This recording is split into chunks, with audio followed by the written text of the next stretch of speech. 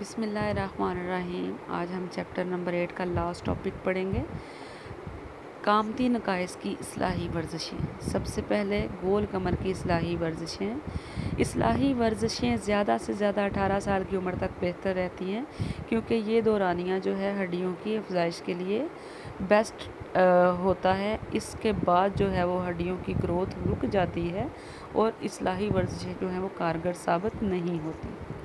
सबसे पहले है जी गोल कमर की वर्जिशें। उसमें क्या है, वॉल बार से लटकना, जिस्म का मेहराब बनाना, तैराकी करना, ख़ास तौर पर ब्रेस्ट स्ट्रोक करना, उल्टा लेटकर बाजुओं के सहारे सीना ऊपर उठाना, उल्टा लेटकर बाजू और टांगें ऊपर उठाना, हाथों के बल खड़े होना, सर के बल खड़े होना, पेट के बल लेटे हुए, दोनों हाथों से साथी को सामने बॉल देना, सोने के लिए हार्ड बेड इस्तेमाल करना, दोनों बाजुओं को ऊपर उठाते हुए दौड़ना, सोते वक्त तकिया सर की बजाय कमर यानी कोहान के नीचे रखकर सोना, बाजू ऊपर उठाते हुए ऊंचे से ऊंचा जंप लेना।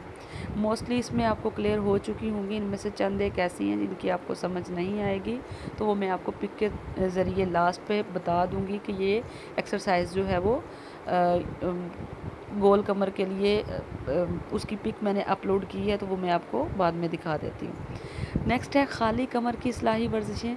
खाली कमर में आपको ऑलरेडी बेटा बता चुकी हूँ कि आपकी जो बैक साइड है, कमर है, वहाँ से आपकी जो बैक बोन है उसमें खम आ जाता है, जिसकी वजह से आपका जो है वो पेट आगे की तरफ निकल जाता है और तोंद की शक्ल इख्तियार कर लेता है।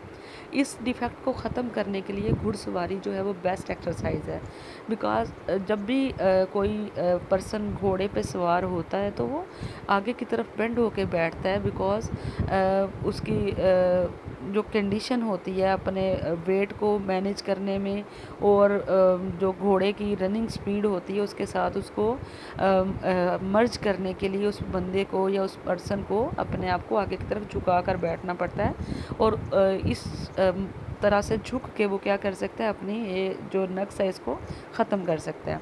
गहरे और लंबे लंबे सांस लेने से, ज़मीन पर लेटकर टांगों को ऊपर उठाते हुए साइकिलिंग करने से, सीधा खड़े होकर जिस्म को आगे झुकाते हुए हाथों से ज़मीन को छूने से, कमर के बल लेटकर टांगें सर के पीछे ले जाने से, टांगों में इस दौरानिए में खम नहीं होना चाहिए।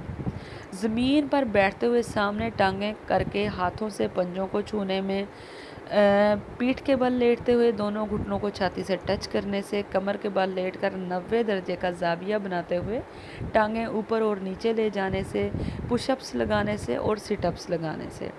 जी नेक्स्ट है नाहमवार कंधे की इस्लाही वर्जिशें। वॉल बार से लटकना और पंजों को नीचे की जानब खींचना, तैराकी करना, ख़ास तौर पर ब्रेस्ट स्ट्रोक और बटरफ्लाई स्ट्रोक, सिटअप्स लगाना, पुशअप्स, समात और बिनाई की कमज़ोरी के लिए सुनने वाला आला और ऐनक का इस्तेमाल करना, वॉल बार पर एक हाथ से लटकना, ज़्यादा से ज़्यादा लंबा होना और जिस्म को ऊपर की जानब खींचना, पहलू की तमाम वर्जिशें करना, एक हाथ में वज़न उठाकर चलना ताकि कंधों में बैलेंस हो सके, बैठने के अंदाज को दुरुस्त करना। नाहमवार कंधे का आपको ऑलरेडी बताया है कि आपके जो एक कंधा है, एक ऊपर की तरफ नज़र आता है और दूसरा नीचे की तरफ बेंडिंग पोजीशन में, और ये इसलिए क्योंकि आपके एक तरफ के मसल जो हैं वो सिकुड़ जाते हैं, जिसकी वजह से उस तरफ की जो आपका जो कंधा है वो नीचे की तरफ उसका रुख दिखाई देता है और बॉडी जो है वो अंग्रेज़ी के हर्फ सी जैसी हो जाती है। जी उसके बाद हैं चिपटे पाँव की इस्लाही वर्जिशें। ढलवान सतह पर चलने से आप इस डिफेक्ट को ख़त्म कर सकते हैं, क्योंकि उस दौरानिए में आपका मोस्टली जो पंजा है और आपकी एड़ी है वही आप उस पर टिकाने की कोशिश करते हैं, तो दरमियान से जो आपका पाँव है वो लिफ्ट होता है ऊपर की तरफ, तो इससे ये जो आपका फ्लैट फुट का इशू है वो सेट हो सकता है।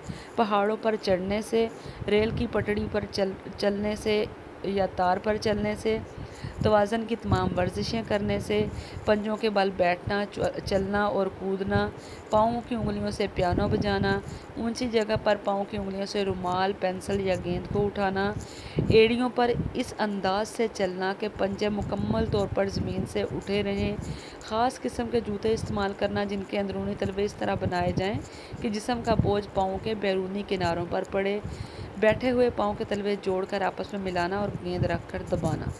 मोस्टली बेटा आप लोगों को समझ आ गई होगी, तो इसमें चंद एक ऐसी चीज़ें थी जो आपको समझ नहीं आएंगी, वो मैं आपको पिक के ज़रिए दिखा देती हूँ। सबसे पहले गोल कमर में हमने पढ़ा था वॉल बार के साथ लटकना। तो ये पोजीशन जो है वो वॉल बार के साथ लटकने वाली है। इससे एथलीट जो है वो अपनी बॉडी फिटनेस के लिए ये एक्सरसाइजेज जो है वो पुलअप्स करते हैं। लेकिन ये जब गोल कमर का जो पेशेंट होता है जिसमें इसका डिफ़ेक्ट होता है, वो वॉल बार से लटक कर अपने इस डिफ़ेक्ट को ख़त्म कर सकता है। नेक्स्ट है जिस्म का मेहराब बनाना। ये भी आपने गोल कमर की इस्लाही वर्जिशों में पढ़ा होगा।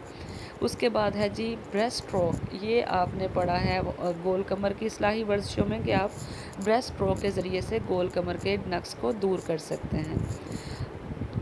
ज़मीन पर लेटकर अपने बाजुओं के सहारे सीने को ऊपर की तरफ लिफ्ट करना, इससे भी आपका गोल कमर का जो इशू है वो सेट हो सकता है। नेक्स्ट हमने पढ़ा था सिटअप्स लगाना नाहमवार कंधों में और खाली कमर में। उसमें देखें जी ये पोजीशन है, पहले ज़मीन पर सीधा लेट जाना है, टांगें आपकी बेंड होंगी, देन उसके बाद आपने अपने बॉडी वेट के साथ ऊपर की तरफ उठना है, अपने पाँवों को वहाँ से हिलाए बगैर।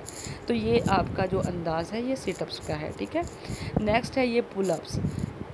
ये मोस्टली जो है इसमें आपका वेट आपके पाँव के पंजों पर और आपके हथेलियों पर होता है, बाकी आपका पूरा बॉडी लिफ्ट होता है। उसके बाद आपने ज़मीन की तरफ मूव करना है और ज़मीन को टच किए बगैर दोबारा से ऊपर की तरफ अपने बॉडी को उठाना है। ये एक्सरसाइज जो है वो पुलअप्स कहलाती है।